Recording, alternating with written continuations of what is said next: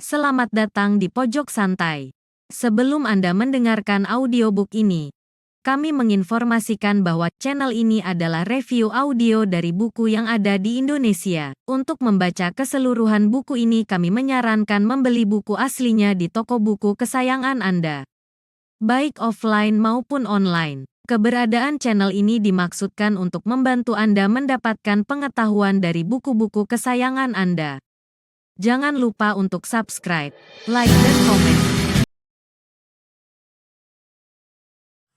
Selamat datang di Pojok Santai, channel khusus yang membahas komik dan novel dengan cara asik. Di video sebelumnya, Wiro Sableng alias Pendekar Kapak Maut Naga Geni 212 bertemu dan berhadapan 4 murid yang diduga murid Datuk Sipatoka. Pertarungan pun terjadi. Siapa yang akan menang? Yuk langsung saja simak video berikut ini.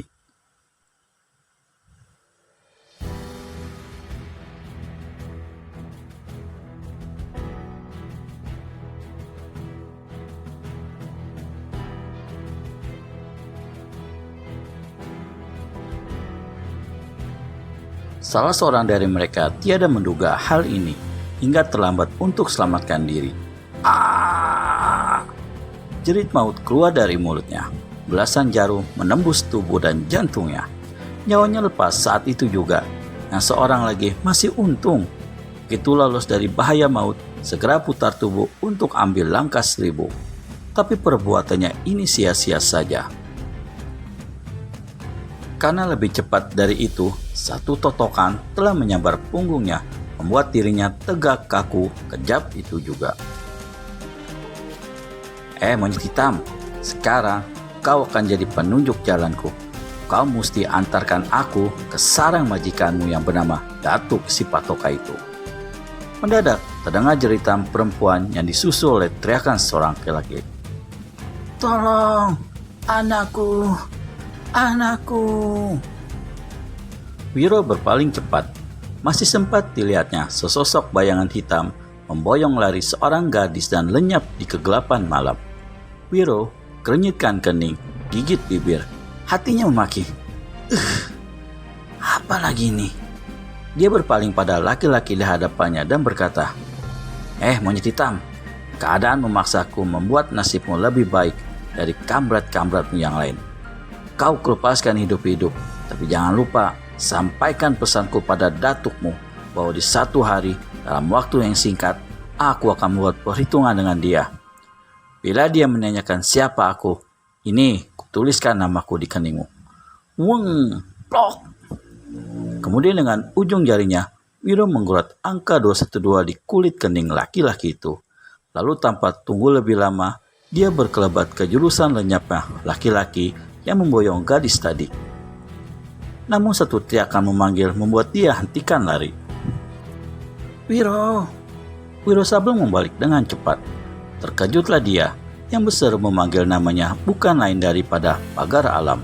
Laki-laki ini berdiri terhuyung-huyung dengan sebatang pedang pendek menancap di dadanya. Wiro melompat dan dengan cepat membopong tubuh laki-laki itu ke langkan sebuah rumah. Darah membasahi pakaian hitam Pagar Alam dan menodai pakaian Wiro sendiri. Melihat kepada keadaannya, tak mungkin tertolong lagi. Napas Pagar Alam tinggal satu-satu. Parasnya pucat tanpa darah, sedang kedua matanya mulai mengabur. Bagaimana kau bisa sampai di sini, Bapak? Tanya Wiro. Kemudian, pendekar ini mengutuki dirinya sendiri. Dalam keadaan begitu, masakan dia ajukan pertanyaan demikian rupa. Wiro, tolonglah, selamatkan anakku. Mayang dilarikan oleh gempar bumi. Berdebah itu lagi, desis Wiro dengan geram-geram bergemeletukan. Kejar dia, Wiro. Tapi kau sendiri, Pak. Pagar Alam kumpulkan sisa-sisa tenaganya yang ada untuk dapat membuka mulut dan mengeluarkan suara. Diriku, tak usah kau pikirkan, nak. Tak ada harapan. Yang perlu Mayang, nasib, dan dirinya kuserahkan padamu. Ku harap kalian.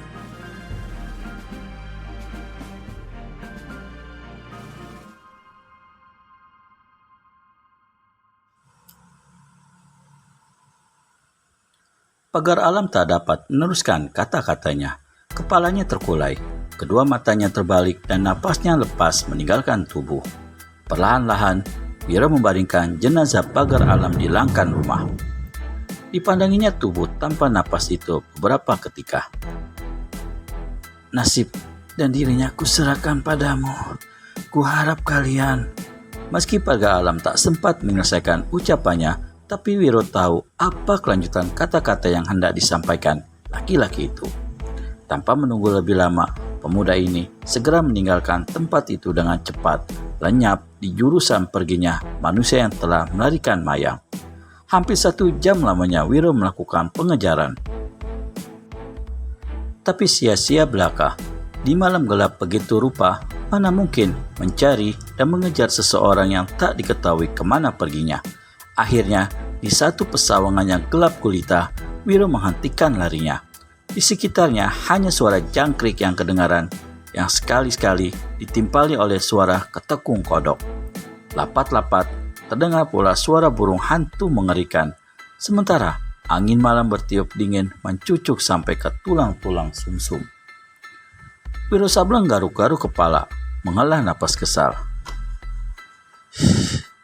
Kemana dia harus meneruskan pengajaran? Jika menunggu sampai siang, pasti Mayang sudah tertimpa celaka dan tak ada artinya menyelamatkan darah itu. Mungkin Kempar Bumi melarikan Mayang langsung ke Tambun Tulang. Ini berarti dia mesti lekas-lekas melakukan pengejaran ke sana. Dan sekaligus untuk membuat perhitungan dengan Datuk Sipatoka. Tapi bagaimana kalau Gempar Bumi tidak membawa gadis itu ke sana dan merusak kehormatan Mayang di tengah jalan? Pendekar 212 banting-banting kaki karena gemasnya. Gemas karena tak bisa berbuat apa-apa. Sedangkan dia tahu gadis itu pasti akan mendapat celaka malam ini juga. Dirusak kehormatannya oleh Gempar Bumi. Dan apakah lagi yang lebih berharga bagi seorang gadis kalau bukan kehormatannya? Wiro Sableng memandang ke langit. Di atas yang hitam gelap. Tak ada bulan, tak ada satu bintang pun yang kelihatan. Dan tubuh pemuda ini bergetar bila dia membayangkan apa yang bakal dilakukan oleh Gempar Bumi terhadap Mayang. Atau apakah kebejatan itu telah dilakukan oleh Gempar Bumi? Kalau betul-betul itu dilakukannya, akan kupatahkan batang lehernya. Akan kupatahkan, kata Wiro dengan hati menggeram. Dihantamnya tinjunya dan pruak, sebatang pohon yang tak punya dosa apa-apa patah tumbang ke bumi. Di malam sunyi dan gelap itu, sesosok tubuh berlari laksana angin kencangnya. Di bahu kanannya terpanggul seorang dara berpakaian hitam dalam keadaan tak berdaya. Dara ini bukan lain Mayang. Dan laki-laki yang tengah memboyongnya lari itu adalah Gempar Bumi. Beberapa jam berlari, menjelang tengah malam, baru dia berhenti hanya sekedar untuk beristirahat. Kemudian dia lari lagi hingga akhirnya memasuki sebuah lembah yang dialiri sebatang anak sungai. Sepanjang anak sungai ini penuh dengan pohon tembakau. Di salah satu bagian tepinya kelihatan sebuah pondok. Setengah dari dasar pondok ini berada di tebing sungai, setengahnya lagi di atas sungai, ditopang oleh 2 buah tiang yang terbuat dari kayu yang tahan air. Gempar Bumi membawa Mayang ke pondok ini. 20 tombak dia akan mencapai pondok. Pintu pondok tiba-tiba terbuka. Dan diterangi oleh sinar pelita yang ada di dalam pondok, kelihatan sesosok tubuh berpakaian hitam berdiri di ambang pintu dengan rangkapkan kedua tangan di muka dada. Ketika melihat orang yang datang dengan membawa sesosok tubuh pada bahunya, laki-laki ini kerenyitkan kening. Gempar Bumi, siapakah yang kau bawa ini? Orang itu bertanya begitu Gempar Bumi sampai di hadapannya. Gempar Bumi menyeringai. Sati, malam ini biarlah aku yang menghuni pondokmu. Ketika mengetahui yang dipanggul Gempar Bumi adalah tubuh seorang dara berparas jelita, laki-laki bernama Sati menelan ludah. Dari mana kau dapat Gempar Bumi? Tanya Sati dan matanya meneliti tubuh dan paras Mayang penuh arti. Semprol, dari mana aku dapat? Bukan urusanmu. Lekas pergi. Mata Sati tidak berpindah dari paras Mayang. Perintah Gempar Bumi tidak dipedulikannya. malah dia melangkah lebih dekat, kemudian membisikkan sesuatu ke telinga Gempar Bumi. Marahlah Gempar Bumi mendengarkan bisikan Sakti. "Kalau kau tak lekas berlalu dari hadapanku, kupatahkan batang lehermu." Sakti menjadi takut. Dengan langkah berat, akhirnya ditinggalkannya tempat itu. Gempar Bumi masuk ke dalam pondok yang berlantai papan. Sebagian dari lantai ditutup dengan tikar pandan. Mayang dibarikannya di atas tikar. Setelah menutup pintu dan memeriksa isi pondok, Gempar Bumi duduk di hadapan Mayang lalu membuka jalan suara gadis ini. Begitu jalan suaranya dibuka, maka mendampratlah Mayang. Bagaimana kelanjutan nasib Mayang? Akankah dia mendapat celaka atau akan selamat? Temukan jawabannya di video selanjutnya hanya di channel Pojok Santai. Segera subscribe dan tekan tombol lonceng untuk mendapat notifikasi video terbaru dari kami. Terima kasih dan sampai bertemu kembali.